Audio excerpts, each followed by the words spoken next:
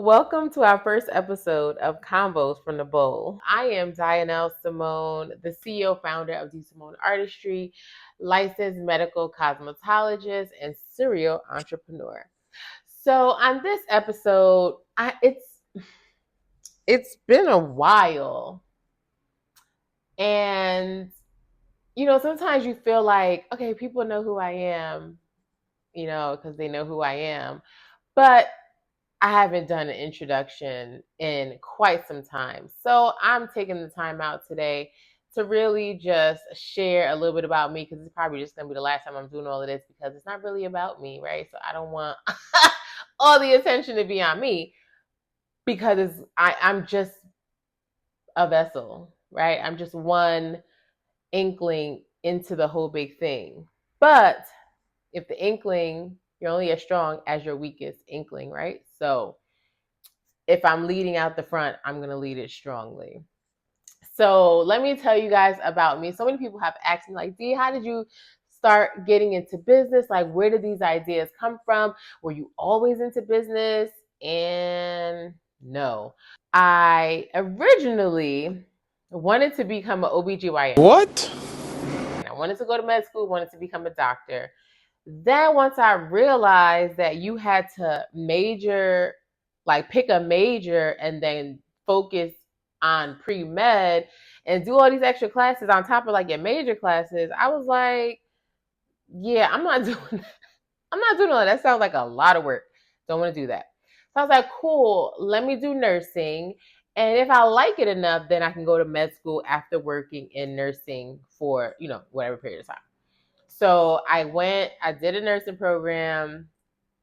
If you're a nurse or you're in nursing school, you already know how that goes. It's crazy work. So finished that, graduated. And mind you, I graduated with my kids.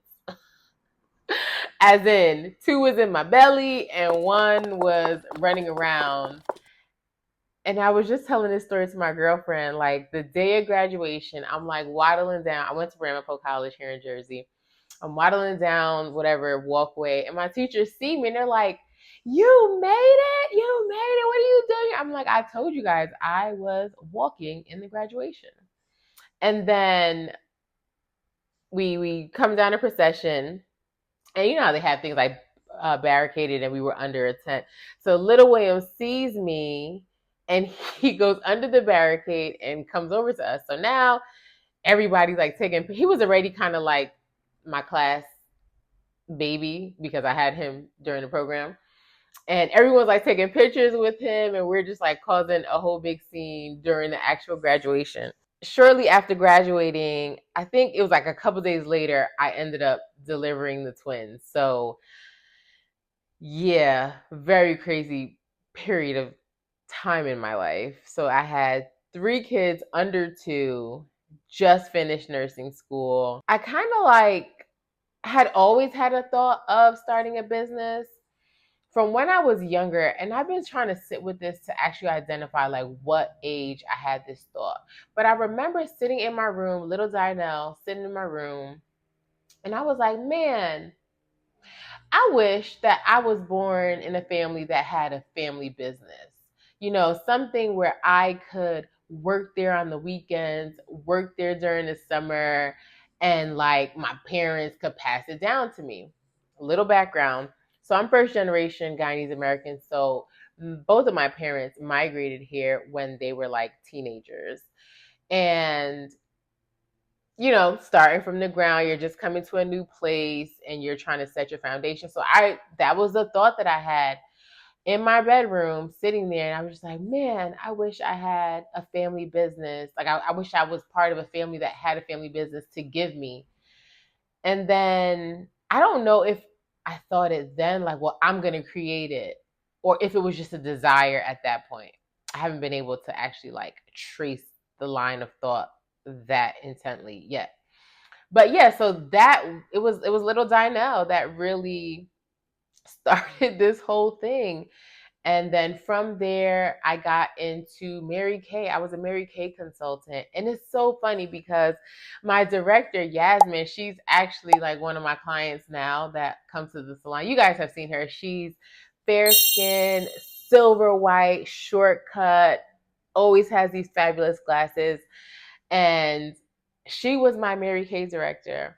And I remember being like, maybe let's say 26, 27. And we would go to these meetings. She lived here in Jersey, but we met in Harlem at the Adam Clayton Powell building, right? And we would have these like motivational meetings, and we would do these trainings. And guys, let me tell you something. Not for nothing, that Mary Kay business training is pretty thorough. It's like I wish I had access to it now to like go back and look at certain points, because it was very thorough. And I remember she used to not make us, but charge us with going to the mall and like passing out 5 business cards, or like just talking to 5 people, sharing what you did with 5 people. And I used to be so scared. I used to be so scared. Like, I don't want to talk to people. What am I going to say? What if somebody says, no, they don't want a free lipstick, or no, they don't want a facial? And she would say, no means you don't have to do anything. Whenever somebody tells you no, like you offering them something and they tell you no, don't be afraid of no's. You have to be afraid of the yeses. Because when somebody tells you yes, that means you got to go do something. That means you got to go deliver on what you said you was going to do. So that was one of the learning points that really, really stuck with me all these years. Like, I'm not afraid of a no.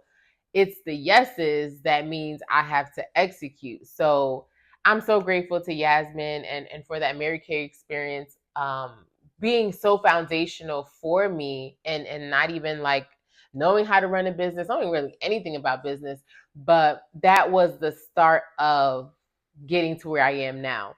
So I became a Mary Kay consultant, and then I didn't really care about selling makeup. I'm not, salesy like everybody says. I'm just one of the people, I inform you. Like if I have something that you could benefit from, I'm just informing you of it, and then the rest is up to you to decide if you're going to get it or not. So then I don't remember how I got into doing makeup, bridal makeup, but I remember I was like, I have all this makeup. I want to apply it on people, because part of Mary Kay, you would have like classes and show them how to apply makeup. And I was just like, I just want to do that part. I want to have fun. I want to show people how to apply their makeup. So then I started just telling people I'm a makeup artist. So now this is back in Riley's gonna be 10, 2013, 2014. Nobody was like big makeup art. Like that wasn't really a thing. So I remember that there was this website, kind of like Craigslist, where you would just like post you need a job or you need a gig. And I started just telling people I'm a makeup artist, and I started getting booked for weddings and special occasion events and all kind of things makeup related. So I was like, all right, this is cool. But D, you also know how to do hair. So I was like, oh shoot, let me put hair and makeup together. And I remember I connected with this one company, MG Hair and Makeup. How did I meet MG Hair and Makeup? I have no idea at this point in time, but we connected.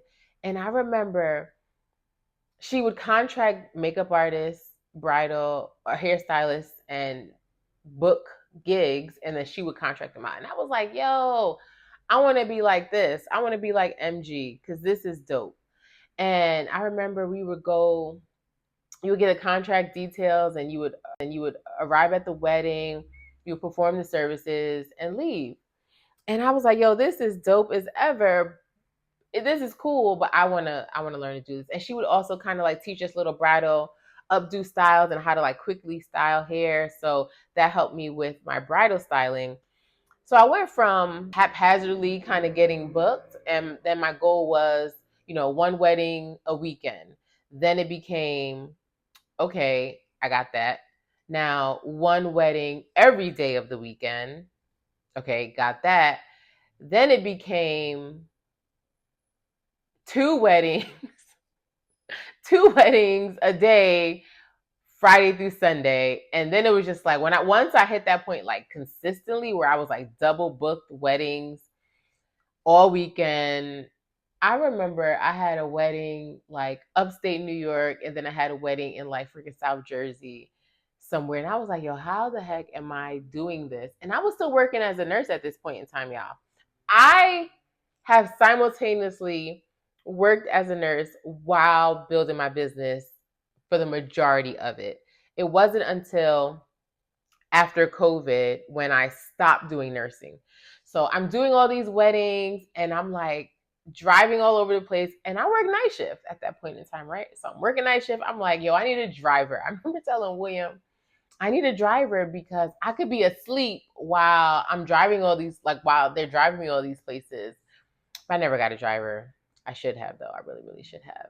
So yeah, once I hit that point of double book weddings, and these are like hair and makeup, because at that time not a lot of people were doing hair and makeup, so I was like a hot commodity because you can book one person and they'll do both services for you. So I was getting super busy. Then it was just like, all right, I want to open up like a physical space. I wanted to open like a beauty bar instead of like going to the mall to Mac or whatever counter. You would come to the beauty bar and get your hair and makeup done for your event. So I had saw this spot in Elmwood Park because I'm from Patterson and we lived in Bloomfield, so it's all in the same area. So I had always saw this spot, and it was just always empty looking, and it was just like, well, what is this? What is this? And I was like, I want to open my salon here. So I think they had ended up putting a for rent sign in the window. I called out the number. I met with the owner, and I remember she told me the rent price. And I just remember thinking, like, dang, this spot is nice, but like at the end of the day, if this business were to go south, that's a lot of money to still owe somebody. So, and I still have a life to live. Like, I still got my house rent, my car, my kids at this point in time. And I didn't want to take such a big risk financially. I didn't think it was smart. So I went in next town over, Garfield. I found this cute little beauty bar and I rented it. I showed William, I rented it, and we had a soft opening. Friends and family came out and things started picking up. Like, I remember by like the second month, January, we opened. By that second month, like I didn't really have to put money in, like my own money in any longer. By that fourth month, the business was like taking care of itself. I never paid myself from the business because I was still working as a nurse and I was good with my nursing salary. I just wanted the business to be able to take care of itself, which it did. And then, as many of you know, that location, we lost it to a fire. That was back in September. We lost that location. So after that, I moved to West Orange and was in West Orange for about 6 years. And then this location kept coming up in my mind. And I had my sister come with me the first time to see it. And she was like, yeah, I see it. And at the time, I was like, William, you have to come with me and see this location because I need you to get it. So he came. I scheduled an appointment with the landlady, and she was like, the place is still vacant. Scheduled a walkthrough. William saw it. He's like, okay, I get the vision. How much is the rent? So when I circled back, it was like more, of course, it's more money, right? Because now this is like mad years that went by from the initial time I saw it. So I was like, okay.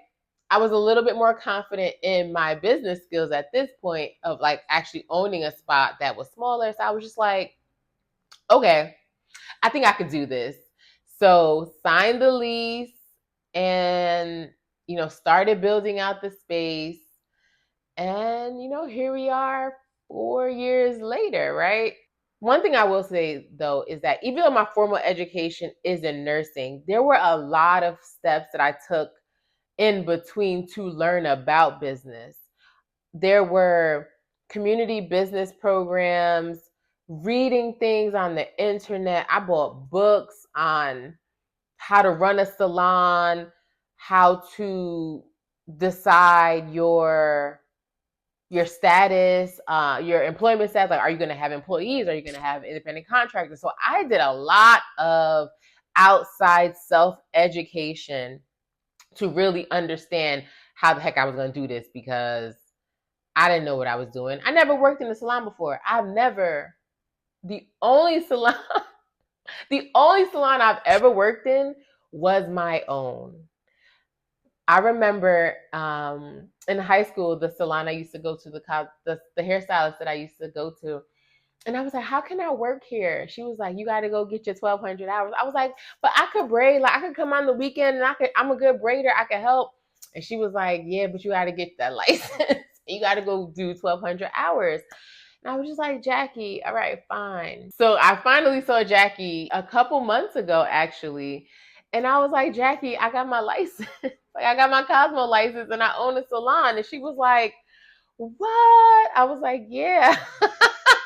I finally did it after all these years of like begging to work as a braider in the shop. I own my own shop. So I've never worked in a salon. So I didn't even know how a salon flowed, right? It was literally like I had this idea of what I want a salon to feel like for me, like what type of experience I wanted to have at a salon, and then I created it. It's just like amazing. How I've learned how salons flow is, again, educated myself, paying for coaching classes, coaching courses, coaching programming, thriving stylists, strategies, all. Like, I've invested a lot of money in learning how to run a business, to actually be able to run a business. And then, eventually went from just a solo entrepreneur to a small business owner, and now developing into a full-fledged company. And it's just it's just wild, y'all. It's just so wild. You're going to want to tune in to episode 2, because I'm going to share with you guys, come on, I'm going to share with you guys how I manifested all of this. Like, at that time, I didn't even really know what I was doing.